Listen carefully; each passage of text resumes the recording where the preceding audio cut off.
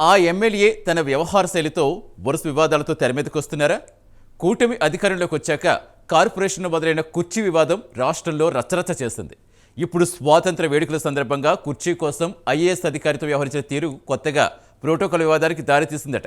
Revenue అధికారుల సంఘం ఆ ఎమ్మెల్యే వ్యవహరించిన తీరుని ఖండిస్తుంటే ఎమ్మెల్యే సైతం స్వాతంత్ర వేడుకలను అధికారుల కుటుంబ సభ్యుల కార్యక్రమాలు జరిపినందుకు ధన్యవాదాలంటూ స్పందించారు. ఇంతకీ స్వాతంత్ర దినోత్సవ వేడుకల్లో ఎందుకు ఆ ఎమ్మెల్యే వ్యవహారం వివాదంగా మారింది?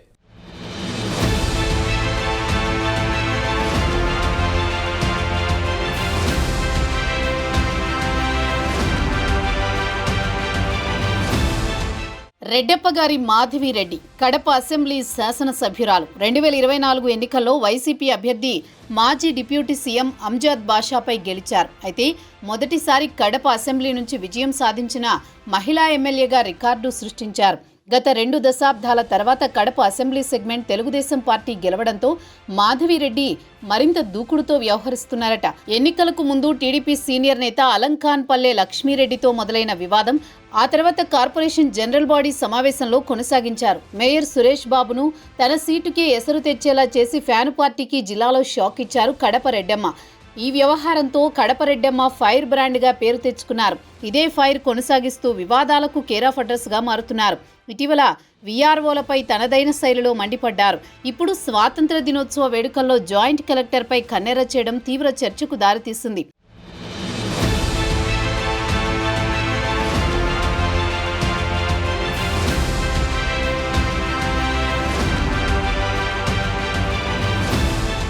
ఇదిలా ఉంటే ఆగస్టు 15 సందర్భంగా జిల్లా పోలీస్ పరేడ్ గ్రౌండ్లో స్వాతంత్ర దినోత్సవ వేడుకలను ఘనంగా నిర్వహించారు. ఈ వేడుకలకు జిల్లా అధికారులతో పాటు ప్రజాప్రతినిధులకు ప్రోటోకాల్ ప్రకారం ఆహ్వానం అందించారు అధికారులు. కార్యక్రమం మొదలైనప్పటికీ 1.5 గంట తర్వాత కార్యక్రమానికి ఆలస్యంగా హాజరయ్యారు ఎమ్మెల్యే మాధవిరెడ్డి. ఎమ్మెల్యే మాధవిరెడ్డి ఆలస్యంగా రావడంతో ఈలోపు ఎమ్మెల్యేకు కేటాయించిన కుర్చీలో అధికారులకు చెందిన కుటుంబ సభ్యులు కూర్చున్నారు.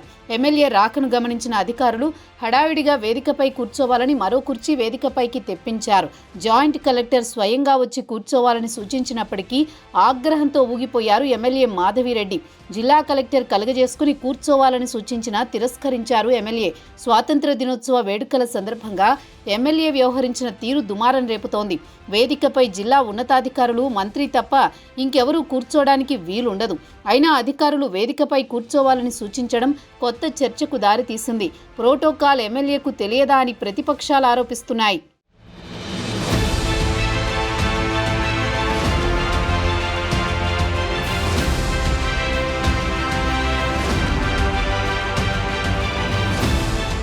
ఎమ్మెల్యే వ్యవహారం ఇప్పుడు కడపలో రెవెన్యూ వర్సెస్ ఎమ్మెల్యేగా మారిందట. ఎమ్మెల్యే తీరుపై రెవెన్యూ సంఘాలు తప్పుపడుతున్నాయి. జిల్లా కలెక్టర్ ఇకపై ప్రోటోకాల్ వ్యవహారంలో కఠినంగా వ్యవహరించాలని అధికారులకు సూచించారట. ఎమ్మెల్యేతో ఎమ్మెల్యే భర్త సైతం అధికారిక కార్యక్రమాల్లో పాల్గొంటున్నారని, అధికారిక కార్యక్రమాల్లో అనధికార ప్రజాప్రతినిధులు పాల్గొనడంపై ప్రతిపక్షాలతో పాటు వామపక్షాలు తీవ్రంగా వ్యతిరేకిస్తున్నారట. దశాబ్ద కాలం ఒకే వ్యక్తి గెలిపిస్తే అభివృద్ధి కంటే అవినీతే ఎక్కువని, కూటమి అధికారంలోకి వస్తే అభివృద్ధి చేసి చూపిస్తామని చెప్పిన నేతలు నేడు అభివృద్ధి అంటే రాజకీయాలపైనే ఎక్కువ టైం కేటాయిస్తున్నారనే టాక్ వినిపిస్తోంది. ఇకనైనా కడప అభివృద్ధిపై దృష్టి సారించాలని ప్రజలు కోరుతున్నారట. 2 రోజులుగా ఎమ్మెల్యే వర్సెస్ రెవెన్యూ అధికారుల వివాదానికి ఎలాంటి ముగింపు పలుకుతారో చూడాలి మరి.